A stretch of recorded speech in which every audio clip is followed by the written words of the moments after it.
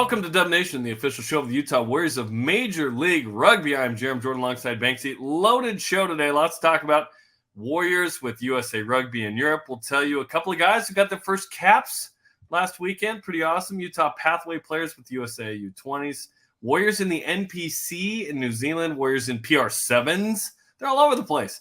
MLR individual awards were handed out. We'll tell you who won those. The expansion draft happened for Miami. What we know, what we don't know about it, the largest scrum in the world coming up, plus the MLR draft next week, and Rugby ATL is on the move. But first, we start with the congratulations to 5 Utah Warriors who are with the USA Eagles in Europe on the traveling squad, trying to make each of these 3 games that they're playing.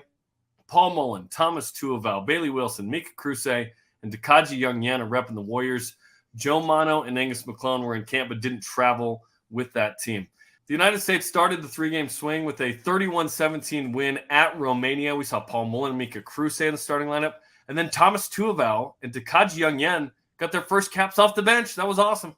Great to see all of our boys get some significant playing time in what was a great match. And, we're keeping it in the Wilson family. His brother got the start, Mitch, at fullback. So now we've just got to see in one of these next 2 matches, Bales get in there for the big team, and all of the boys that traveled will have those caps internationally. It's great.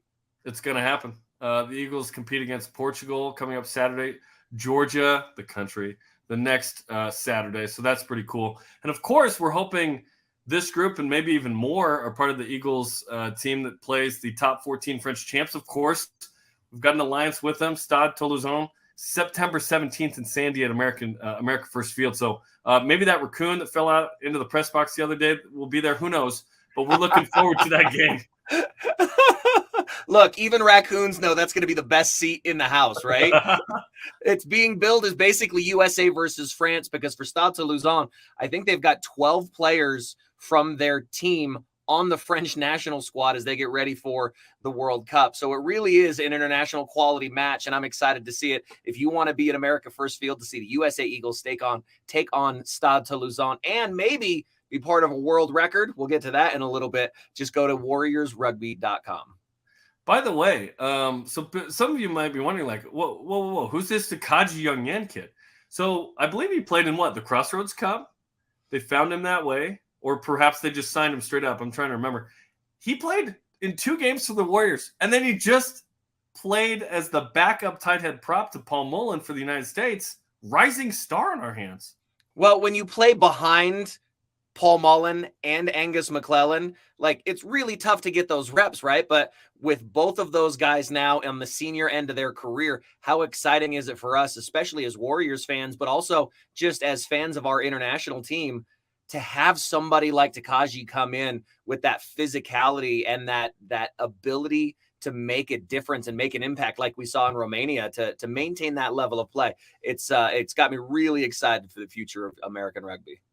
And congrats to Thomas Tuaval, who's worked really hard at various positions. This last year was tremendous. Back-to-back forward of the year for the Warriors.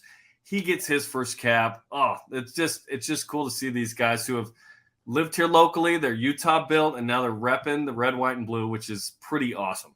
Okay, Warriors in the NPC. That is the National Provincial Championship in New Zealand. We've talked about it before, but if you don't know, basically it's like state competitions in New Zealand. Can you imagine in basketball if we had Texas versus Florida and New York versus California or something?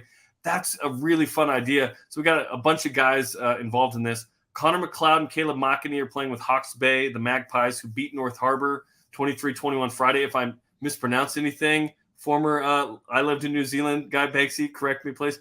Hooker Henry Bell with the Otago Razorbacks lost 27-15 to Tasman Thursday. And former players Tim O'Malley with Tasman Mako and Blake Hohaya plays for Northland Taniwa. How do you say it? Tanifa, thank you. Who were defeated by Canterbury 43-11 Saturday. How big a deal big of a deal is this in New Zealand, by the way? It really is a big deal. These games are on TV. They're really well attended. And this is a chance for the continuity of rugby in New Zealand to really kind of showcase itself. Because in the NPC, you're going to have guys who are working full-time jobs, much like some of our players in the MLR happen to be. You're going to get guys who are really, really great at the high school and college level that may be tradesmen now, that they're carpenters and stuff by day, but they're still quality rugby players. They show up in these NPC competitions alongside the Super Rugby players and the All Blacks who will be on rest or recovery starts through the NPC. And it really is a very, very tightly contested competition there in New Zealand and has been around for years. So to see the boys get out for Hawke's Bay in the black and white stripes, that's always class. Henry Bell with Otago, he's a good old farm boy, and those colors as well are pretty legendary. Tasman have been unbelievable the last couple of years, and the Taniwha are kind of the sleeper there in the entire competition, with Northland being one of the more scarcely populated areas in New Zealand. So as long as we can keep seeing all of these players continue to build up that experience, we've got just more great rugby to look forward to when they all come back to us here in the red and black in Utah. Okay, Warriors in Premier Rugby Sevens. A couple of guys on the experts. What are they expert at? Rugby, I guess. Logan Tongo and Ty Coway, and then the headliners. How about that? Lance Williams and Colson Warner. So, again, guys getting more experience, whether it's with the Eagles, the NPC, or Premier Rugby Sevens. Pretty cool. Well, and Logan featured last year pretty heavily in what could have been arguably like an MVP performance at the Rugby Sevens level. Ty Coway, a guy who's familiar with sevens from his college experience. Lance, we know about what Lance can do at every level, from the international sevens now to playing in this. But I'm super proud of Colson Warner for continuing to put his boots on and put in the work and get the recognition he deserves there with a contract there in PR sevens, because he's an incredible young man and he's an incredible rugby player. So shout out to you, Colson. And shout out to Lance Williams, who's been training with USA Sevens as well. So he's still in the mix after playing last summer with the United States. Lots of great rugby in our future, not just looking forward to the players that are abroad, but international rugby coming to our very own backyard. September 17th, USA versus Toulouse, the most storied rugby franchise, arguably in all the world, but definitely in European rugby, fresh off of a premiership win in the top 14 there in France. USA Eagles take on Stade Toulousain here at America First Field, September 17th. Get all your ticket info at warriorsrugby.com. All right, the individual awards for Major League Rugby are out. Here they are. Player of the Year, Jason Patros from New England. Congratulations to the Free Jacks on the championship. They should get a lot of awards. Forward of the Year, Vian Conradi as well. Back of the Year, Nate Augsburger, San Diego Legion. Rookie of the Year, Sam Gola from Dallas, who was fantastic. First team all MLR as a rookie. And Coach of the Year, Josh Sims from DC. They were a surprise team this season. And he wins Coach of the Year. What do you think of this? Back-to-back years that the number 10 shirt for New England gets Player of the Year, right? So what a great debut season for Jason Potros winning that. Forward of the Year could have gone to a couple of different people. I think barring some injuries and playing time, it really weighed into Vian Conradi winning that. So hats off to him. Back of the Year, I would have given it to Joe Mano personally, in my professional and unbiased opinion. But you couldn't ask for a better representative at Nick Augsburger. You could have also gone with maybe Paula Balacana from New England, but I think the league felt like maybe sharing a little love to some other teams and not just going all New England.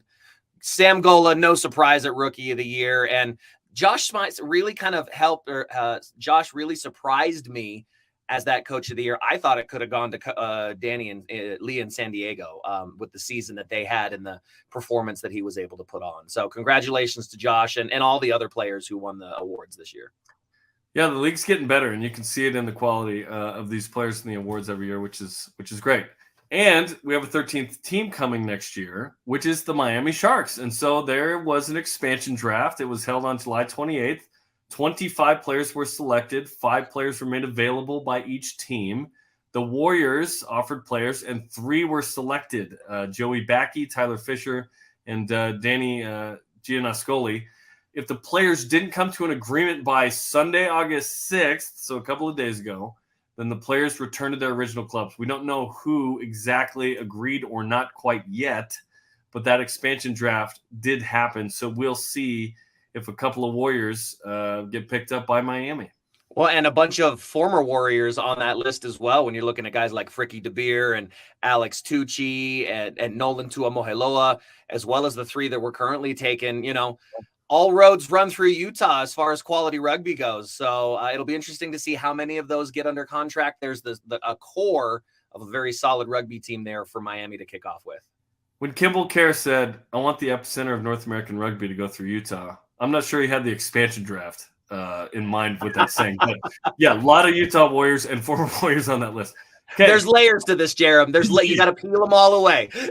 I'm just like right here. Kimball's like seeing it all, of course. Okay, coming up September 17th, we've mentioned a couple of times the big time game between the United States and Toulouse coming to town from France, which is cool. At that game in Sandy at America First Field, fans are invited to participate in what they hope to become the largest scrum in the history of this planet. And I'm so excited to see this happen. After the game, we're hoping that we can break over 5,000 people to get involved in the largest scrum in history. September 17th in Sandy, America First Field, post-match after the USA Eagles take on Toulouse. We're going to get 5,000 or more, as many as we can, all to participate in the scrum, opposing sides and everything. So should be very exciting to be a part of. Go to warriorsrugby.com and get more info on that. Lots going on, including the MLR draft, which is coming up August 17th at 6:30 Eastern on FS2. The Warriors have the 7th pick in the first round, then the 19th and 20th picks overall. Those are in the second round. Then in the third round, the 33rd and 35th picks overall. We saw some nice draft picks last year. There weren't as many sort of picks that debuted in MLR this year per se, although the development is happening, and we're going to see more and more of those over time, Banksy. But where do you think Utah needs to address some needs in the draft this year? Well, I think there's two kind of sides to this, right? I think at number 7, you take the best player available, whether they have a spot on your roster or not, and then you use that player because of how small our draft pool still is in Major League Rugby. You use the leverage of that player to be able to get what you want and hopefully to get that player in a position where they're going to contribute wherever they end up as well. So, I mean, there's a big hole in the front row with injuries at hooker. And players coming and going. So I think there needs to be a fill there. And then I could really see us finding another loose forward, and we need a big physical second rower. So look for some of that to maybe shuffle and move in the draft as we use those tokens to move back and forth to find out what we need. And it's cool to see the draft prospect list out there. A couple of local guys kind of highlighted by Connor Olvera of BYU. So best of luck to Connor and everyone in the draft. Okay, last but not least, Rugby ATL. It was announced by Major League Rugby, has new ownership and will be moving cities. We don't know where exactly, but they are out of Atlanta. What do you think? I think this is... Do you want me to say what I'm supposed to say or say what I want to say here? I think you know. I think this is a terrible decision by the league, and they never should have made this happen. I think if you want to move a team to a major market, make them buy the expansion franchise and invest in the league. You don't come in like a thief in the night and steal away from fans in Atlanta and the surrounding area, a team and a franchise that they've committed to. This is stabbing a city and its players and its fans in the back. This is the Houston Oilers leaving and fleeing in the middle of the night in loaded trucks for the East Coast and Baltimore. Like this, there's so many bad things that go into this decision from my perspective. From the other side of that, I get it. If you're the league and you want a team in a place like the rumor is they're going to land in Los Angeles, but you don't want to pay the expansion fee, it's probably cheaper to buy in as the ownership majority in an existing team and move them. So upset, heartbroken for the fans in Atlanta. I think it was a terrible decision to allow it to happen, but for the league overall, it's probably going to be good to have that franchise move to another major city. Although Atlanta is one of the top 20 cities in America. It's a huge sports city. So, I think Atlanta will end up with a team back there again, if the league is smart. So we'll see how it all plays out. Yeah, I'm with you on it. It's a bummer because Atlanta did such a great job, especially in 21, of hosting, Toronto when they were displaced and needed to stay, right? And they've made an appearance in the MLR final a couple of years ago in 2021. So they've had a really nice team. Unfortunately, ownership has changed hands. Now they're moving. Yeah, like you mentioned, Cleveland to Baltimore or Houston to Nashville and whatnot. Yeah, and that's an American sports thing, right? Like when you look at European franchises and whatnot, it's like, no, you're attached to the city. Yeah, you're not going to see Manchester City pack up and move for for the Midlands. No, we're out of here. No, that doesn't happen.